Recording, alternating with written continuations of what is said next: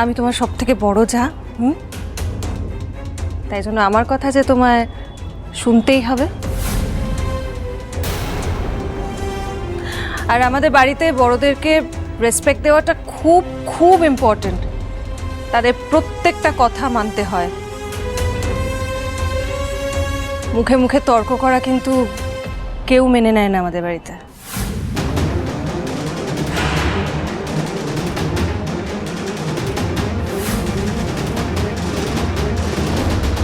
পাকা একটা মেয়ে, সাদের ছোট মা রেগে যায় ওকে দেখলে।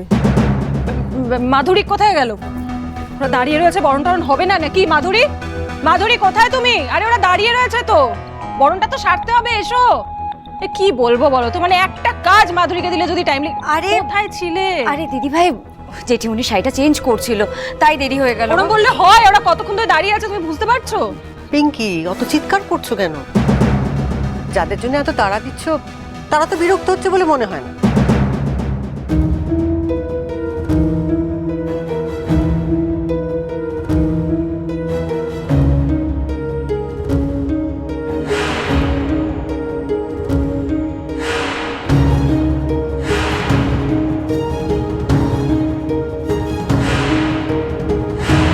শাড়িটা ছিঁড়ল কি করে? কলকাতা থেকে আস্ত শাড়ি নিয়ে এলাম আর নিজে নিজে ছিঁড়ে গেল। এখন মনে হচ্ছে বুঝতে পারছি কেন জেঠিমা তোমাকে ঠিক পছন্দ করে না।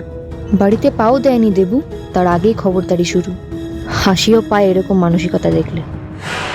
এই মেয়েটাও কলকাতা অব্দি চলে এলো। হে ভগবান, আমার ছেলেকে তোমরা বুঝলে নিচ্ছে। কি করব আমি, কি করব?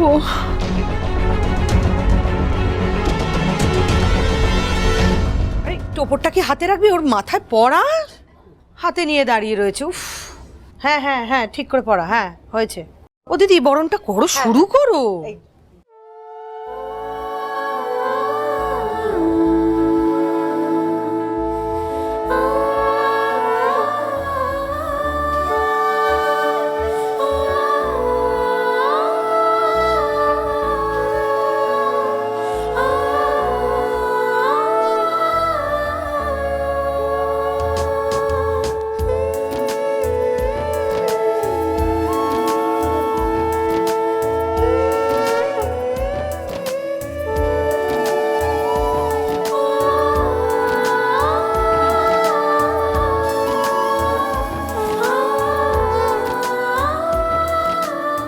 ওপরে ঘর থেকে শুনতে পাচ্ছিলাম তুমি এ বাড়িতে পা রাখতে না রাখতেই কেউ তোমাকে শেখাচ্ছিল ওই বাড়ির আচার বিচার। তোমাকে একটা কথা বলি দেবযানী, তুমি তো ছোট, এটা তো তোমার পড়াশোনা করার কেরিয়ারের সময়, তাই না?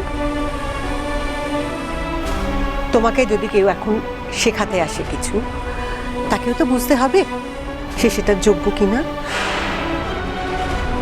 সে ঠিক শেখাচ্ছে না ভুল শেখাচ্ছে, সেটাও তো জানতে হবে।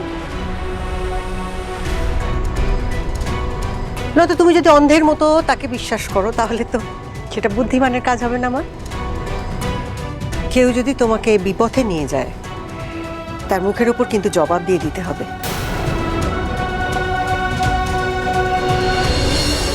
মনে রেখো, এইটা যদি করতে পারো তবে তোমাদের সংসার সুখের হবে। আমি বলেছিলাম না যে আমার মা একটু অন্যরকম। হ্যাঁ, অন্যরকম বলে কি হবে? দারুণ দারুণ দারুণ মা। কি এত অবজার্ভ করছো তখন থেকে? সবাইকে খুব ভালো লাগছে, স্পেশালি তোমার জেঠিমাকে। উনি সত্যি আধুনিক মনের মানুষ, মেয়েদের মন বুঝতে পারেন উনি।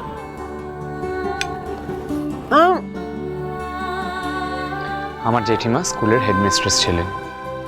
তাই সেই জন্যই উনি বুঝতে পারেন আজকালকার মেয়েদের শুধু সংসার করাটা লক্ষ্য হওয়া উচিত না। আমি তো ওনার ফ্যান হয়ে গেলাম, আর দেবুর জন্য নিশ্চিন্ত। ও দিদি ভাই, দুটো মিষ্টি খাওয়াতেই তুমি এত সময় লাগিয়ে দিচ্ছ, একটু তাড়াতাড়ি করো। এইসব কাজ তুমি একদম গুছিয়ে করতে পারো না। এই তো হয়ে গেছে।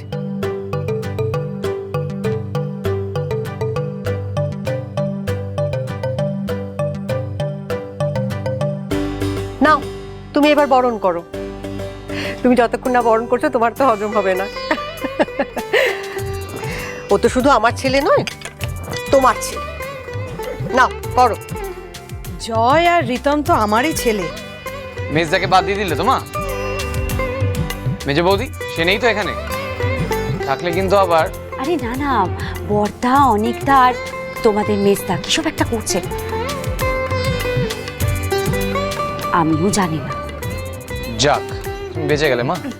একটু চুপ কর তো, তোরা সবাই আমার ছেলে। তোদের পছন্দ অপছন্দ ভালো মন্দ আমার থেকে বেশি কেউ বোঝে?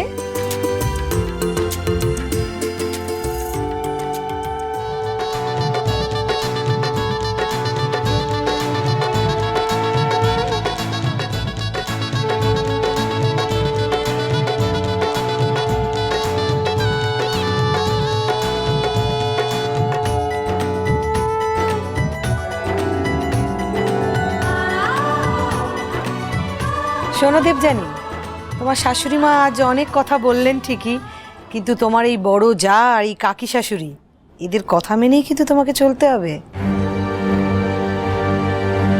কারণ এই সংসারটা তারাই দেখে। তোমার শাশুড়ি মা তো দিগ্গজ মানুষ, তাই সারাক্ষণ বহে মুখ গুজে থাকে। ও দিদি ভাই বলো। তা ঠিক।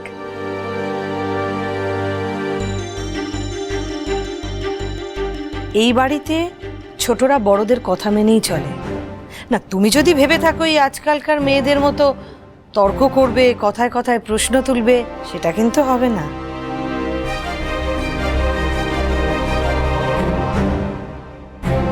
বুঝেছো? মনে থাকবে। কি বুঝলে? তোমায় কেন বলবো? ও মাসিমণি, তুমি একটা কাজ করো না, এই বেচারাদের আগে ঢুকতে দাও, তারপর তুমি বৌদিকে ঘরে নিয়ে গিয়ে ভালো করে দরজাটা বন্ধ করে বুঝিয়ে দিও কখন ডান পা ফেলবে কখন বা।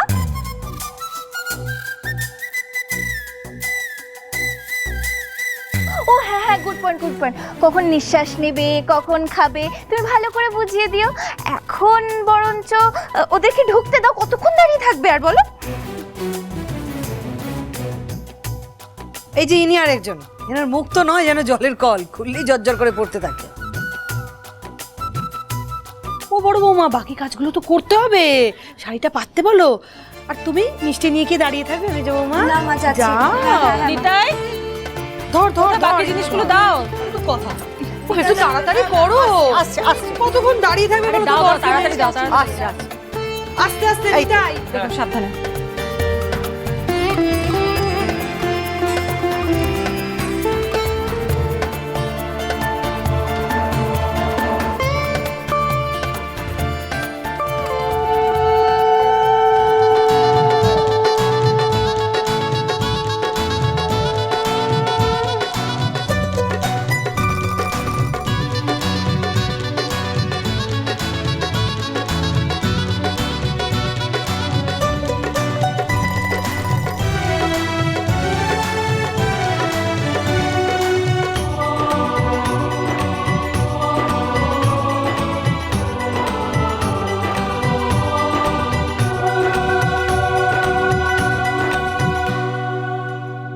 কি হলো? চলো। আরে তুমি না গেলে তো আমিও যেতে পারছি না। কেন? এত জায়গা আছে, চলে যাও। বড্ড বেশি কথা বলো, খালি বকবক। চলো তো, চুপচাপ চলো।